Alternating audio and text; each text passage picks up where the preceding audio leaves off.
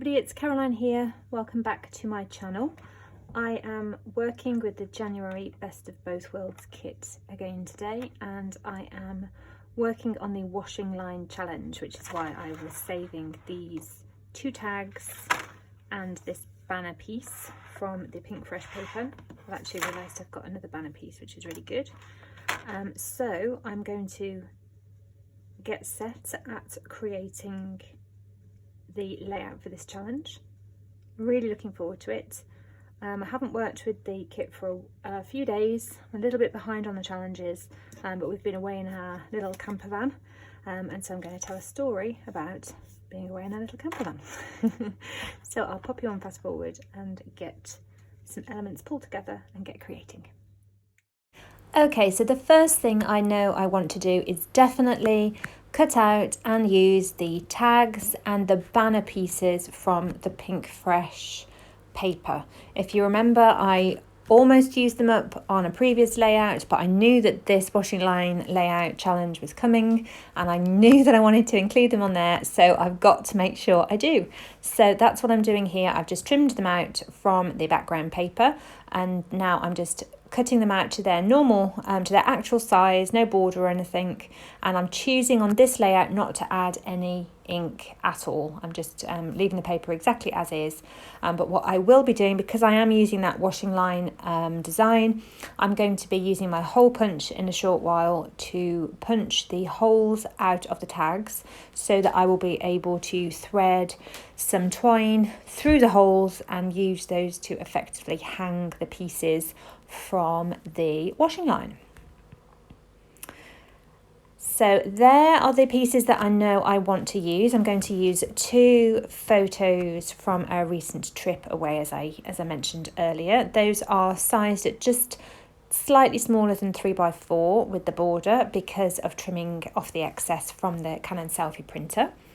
And I know that I need more journaling than I've got space for on that little tag, so I'm going to pull in 2 pieces from the pink fresh paper as options, but what I'm doing here is trying to decide which 12x12 sheet to use as my background piece, or whether to create a background using some partial pieces.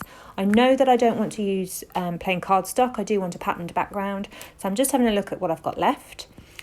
And ultimately I decided to just go with one of the 2 pieces of 12x12, and I've been saving the snowflake paper in the hopes that we may have had snow in the UK in January, but we haven't so far. You can guarantee that now I've used it, we will.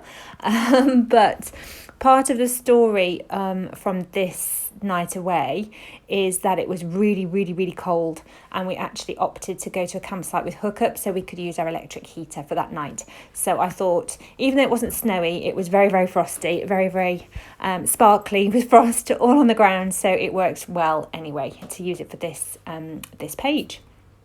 Okay, so I'm just laying out the pieces here to see if they're going to fit, and to try to work out what extra pieces I'm going to need to enable me to tell my story. I'm not very happy with writing directly onto the background. I don't think it's going to be particularly legible with that print, so I am going to pull in a journaling block.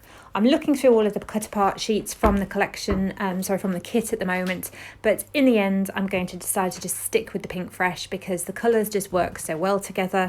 It's all from one piece of paper, it's just meant to fit, so that's what I'm going to do. Okay, so I've got 2 options now for my extra journaling. I have that 3x4 card, or that other square piece that I could write on. In the end I decide to I move things around just to see. I was toying with the idea of splitting that square card into 2, so you had a small rectangular piece with the nice sentiment, and then a second piece that I could write on, but I've opted to go with the 3x4 card. I am going to trim it down just a little bit by putting the photo over the top, because I felt that because my photos are slightly smaller than 3x4, it just looked a little bit too large, so I just wanted to trim it down to exactly the size. And because of the design on that card, there are those boxes for the journaling in the centre anyway, so it doesn't actually impact on the card being able to help me tell my story. So I'm just moving things around here to see what I like the look of. And you will notice later on when I start constructing the page that actually I stick things down a little lower on the 12 by 12 sheet than I have them here where I've got them laid out. I actually prefer the placing of the elements in front of us now as I'm looking at it on the video. That was my vision for the layout, that it would be at that point on the 12 by 12 sheet. But one thing I'm learning as I'm filming my processes is that because I have the camera filming from above, I'm not quite as over my page as I usually am, because the camera's there and I don't want to get my head in the way. And I'm actually a person that scrapbooks standing up. I can't scrapbook sitting down, so my table is a stand-up table. It's actually a potting table that I repurposed, so it's one that I have to stand up at. So I didn't realise when I took everything off and start re-adhering it in a moment that I adhere it just that little bit further down, and it just slightly changes the feel of the design. So I do have to make some compromises with where I put my title, but it all works out really well in the end. I just wanted to highlight that at this point so you can see that when I start to adhere, everything just shunts down just to an inch, and it just changes it, just that little tiny touch. Okay, now that I know roughly where everything is going to go, I'm going to start threading my twine through, and I've opted to use this, I can't remember what it's called, this kind of gardener's twine rather than a baker's twine, because I am going to use the craft sticker alpha that came with the kit. So you'll notice there in the elements that I chose, there are I think three of each colour, and I did that deliberately.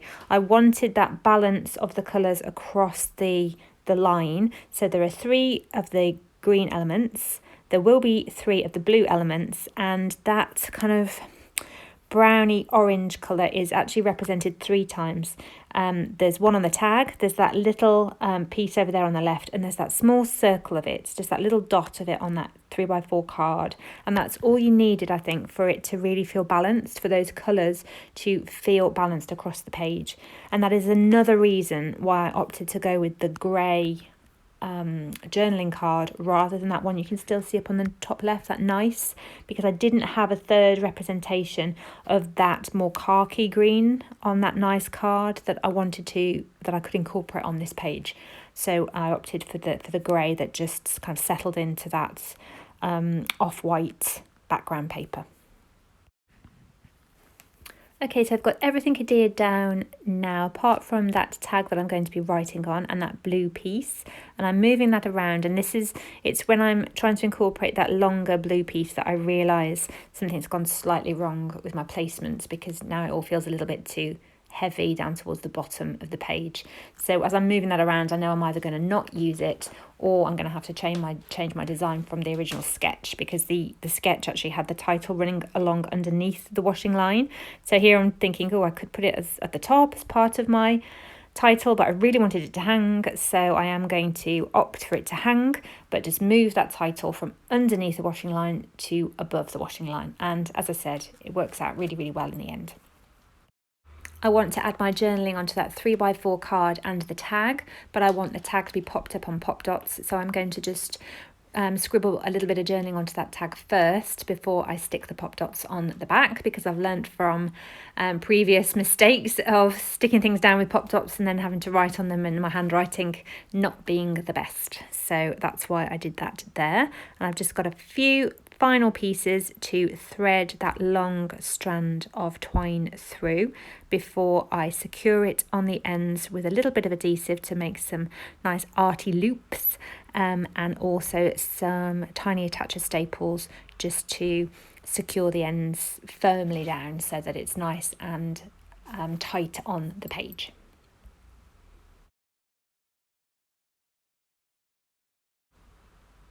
Here we go now, just finishing off that washing line effect with those staples, and I'm really, really happy with how it looks. I'm glad that I didn't pull the paper too tight. I think it looks great without having the holes and the thread going through to the back of the paper. A little bit disappointed, as I said, at that point when I've just realised that it's a bit further down. So I'm going to pull my title alphas in a moment and move the design so that they're at the top. Now I did opt to mix the alphas. I'm going to use the white alphas from the kit and the craft alphas. It doesn't show up that well on camera, but in person the white alpha really does stand out against that background paper really well, so it's really, really legible. Next thing to do is pull in that alpha tile from the top down to the bottom of the page, because I've got that colour in two places here on the page, in that title piece and in that twine. So I just want the same colour down at the bottom half. So I'm going to add in the date that these photos were taken and that we were actually at the campsite. And then I've decided that I do need that colour a little bit more on the page to be represented. So I'm just going through the sticker book here to see if I can find any other elements with that colour in. And I'm also looking and noticed that I wanted the blue colour to be represented a few times, because I hadn't actually noticed that the Simple Stories sticker book did have that dark navy blue on a few elements. So I'm just pulling in those really small pieces and that title and the alpha tiles to spread the colours around, just so that the page feels balanced when you look at it in terms of colour and in terms of elements. The final thing to do here is just add in a craft border strip sticker in two places to bring that craft colour into really across the layout, and just finishing off with a visual triangle of tiny chipboard hearts, one on each of those rickrack stickers and one up there in the title. So you have a really nice visual triangle with the washing line in the centre of the triangle. The last thing I will do will be to add in my journaling onto this centre card off camera. I'll take a photo of the finished piece and add that onto my Instagram account, which is at Caroline's Creative Healing. So if you don't already follow me, have a look over there if you want to see the completed layout. Thank you so much for watching. I really appreciate it. If you've enjoyed this video, please give me a thumbs up and subscribe.